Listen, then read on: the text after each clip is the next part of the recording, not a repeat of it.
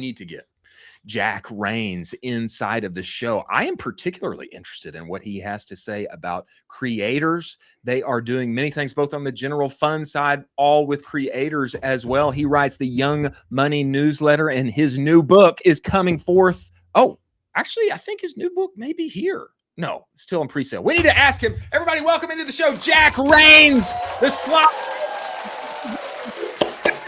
Happy to be here. Happy to be. Hold up. Wait. Come on, Jack. Come on. I need to match your vibe. Let's go, baby. There we go. That's what we're talking about, man. Jack, we appreciate you making the time and joining us today, my friend. Humbled and honored to be here. Happy to be here. To answer your first question, I did write a book called Young Money. I got an early copy right here. That's the early copy.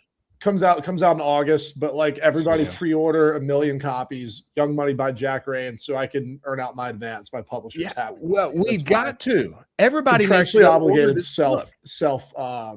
self marketing right there. What's up, guys? That's what we're here for. We say one of the first things that we say on the show, Jack, is that ads are not bad. They're wonderful. They make the world go round.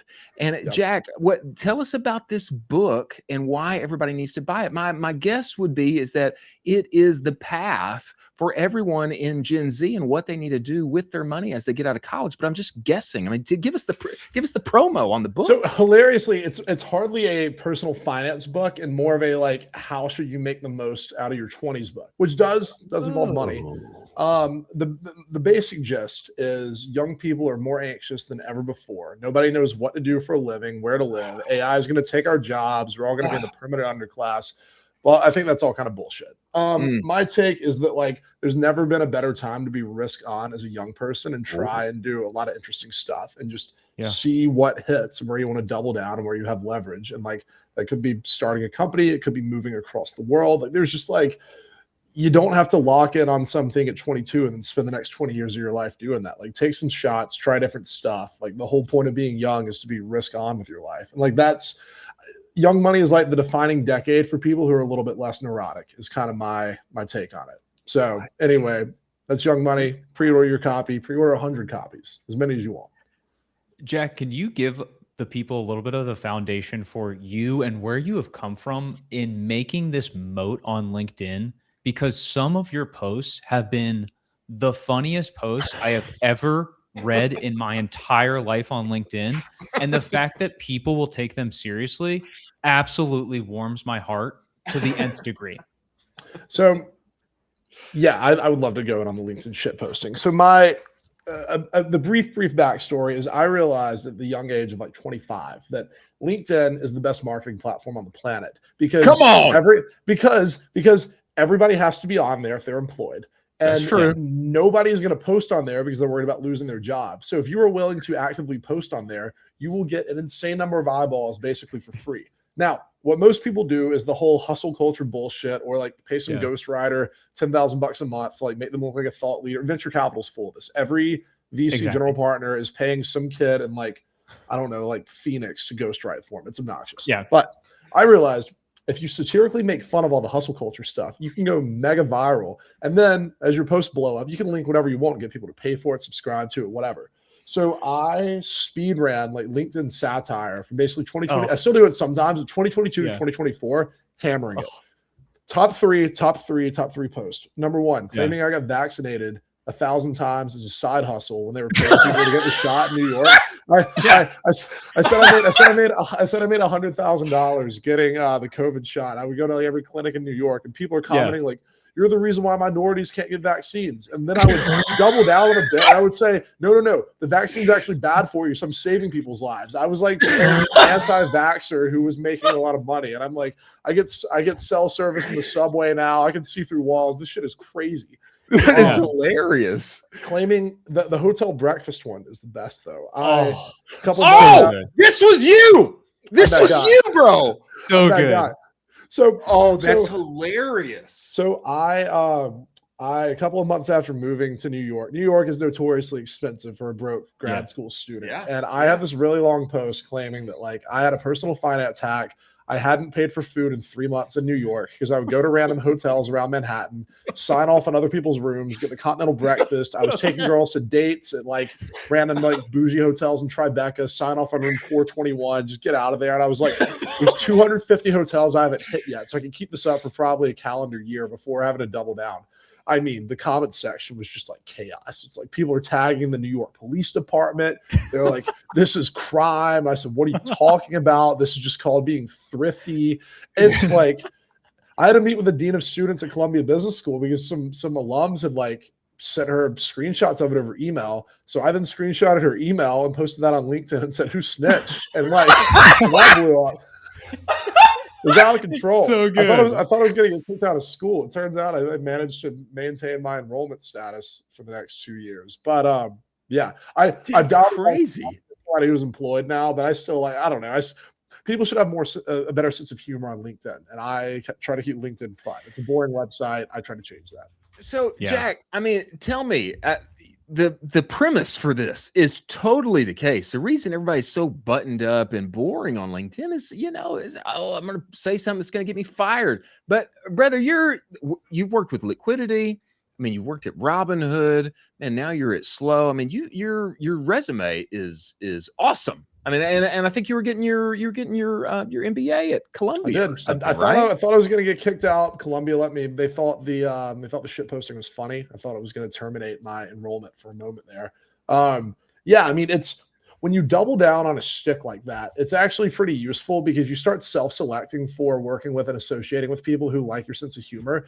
And like any company that would take issue with, like, for example, I could probably not work at Goldman Sachs now because one of my posts claimed that I want a Goldman Sachs sponsored beer mile to land an internship at Goldman Sachs. It was when David Solomon was on his whole like DJ shtick, and I was like, oh yeah, like he decided to host a beer mile because one, every banker is an alcoholic, and two, like he's been hanging out with Coachella too much. That was nuts. It's like probably can't work at Goldman.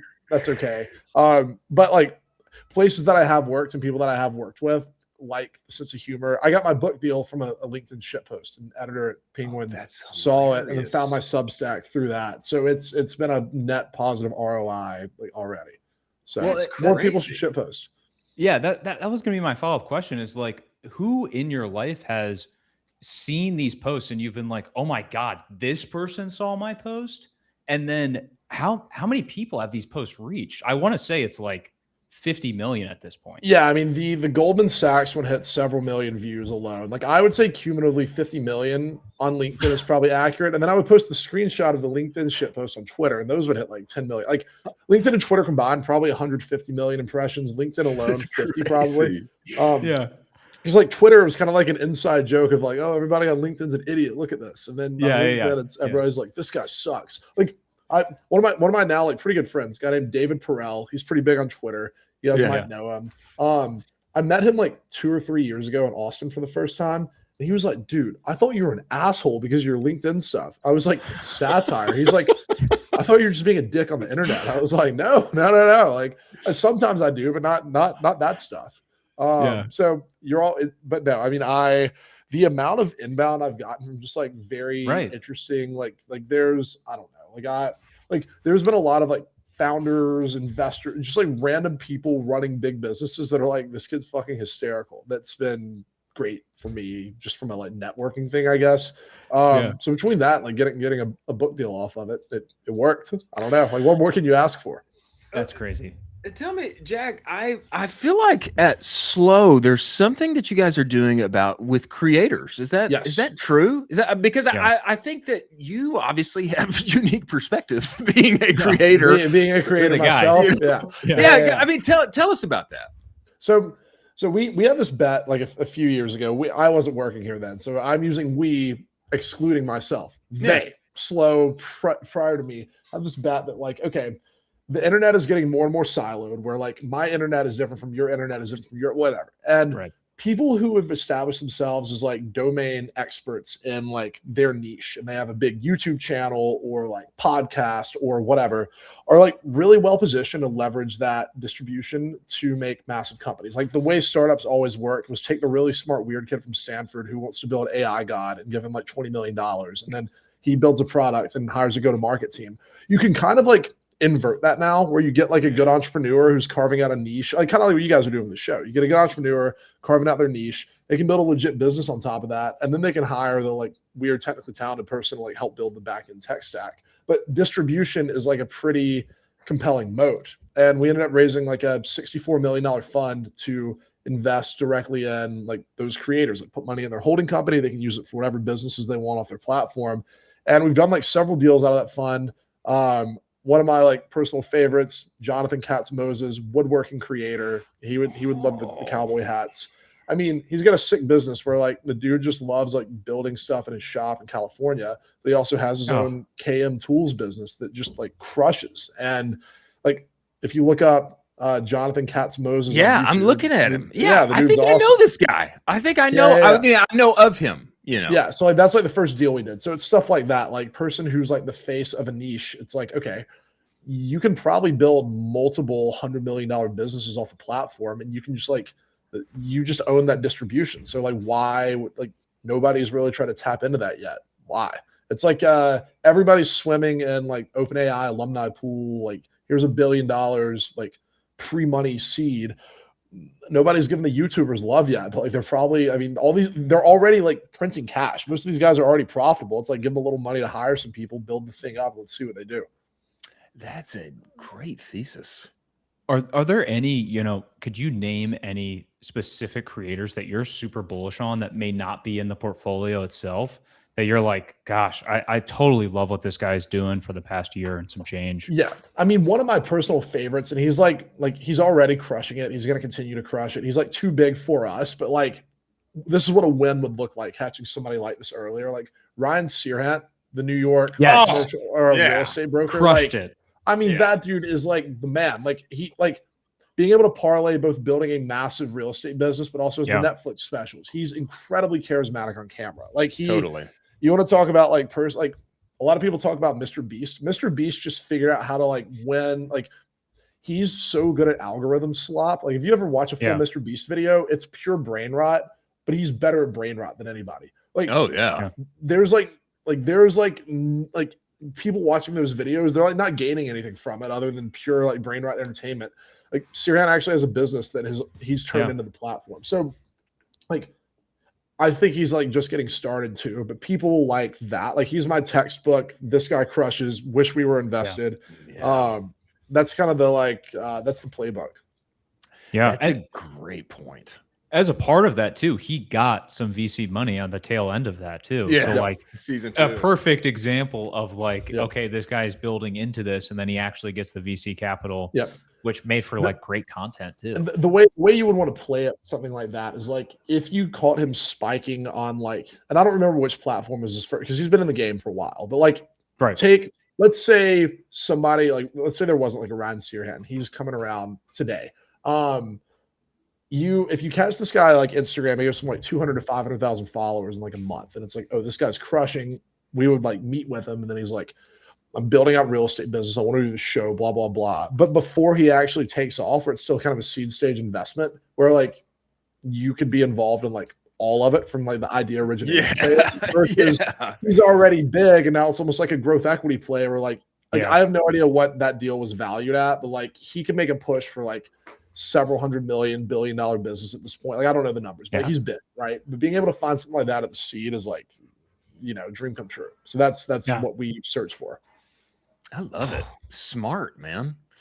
So Jack, is this going to be the lane that you swim in forever here forward? I mean, dude, I like swimming in a lot of lanes. VC's sick, creators are sick. Like I like writing. I'm excited for my book to come out. I'm like very much in the camp of like I don't know. I'm like a perpetual opportunist, but like I love it right now. I mean, I think like like one of my hotter takes is like, I don't know that I like VC that much, but I think slow as a VC fund to be at is awesome. So it's very much a like, if you're working with the right people on the right stuff, it's a blast. So like, it's a sick lane.